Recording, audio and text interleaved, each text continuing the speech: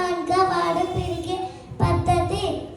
మనము చిన్నప్పుడు ఏ మార్గంలో నడిపిస్తామో పెద్దగా ఆ మార్గంలో నడుస్తారు. ఉదాహరణకు చిన్నప్పుడు సైకిల్ నేర్చుకుంటే పెద్ద మర్చిపోతాడా? మర్చిపోడు కదా.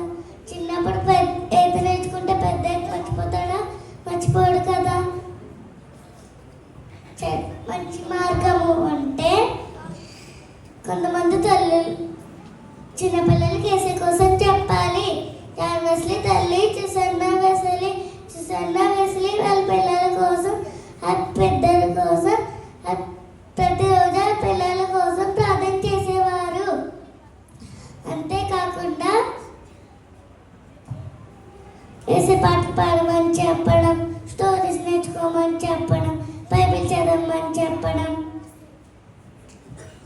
దొంగతనం చేయకూడదు, అబద్ధాలు ఆడకూడదు, పెద్దవాళ్ళని గౌరవించాలి. ఇది మంచి మార్గము. చెడ్డ మార్గము అంటే కొంతమంది తల్లులు చిన్నపిల్లలు అల్లరి చేస్తారని చర్చికి తీసుకురారు.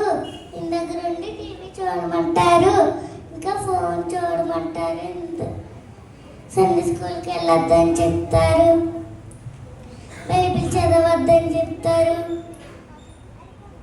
పెద్దవారిని కొట్టమంటారు. ఇది చెడ్డ మార్గము.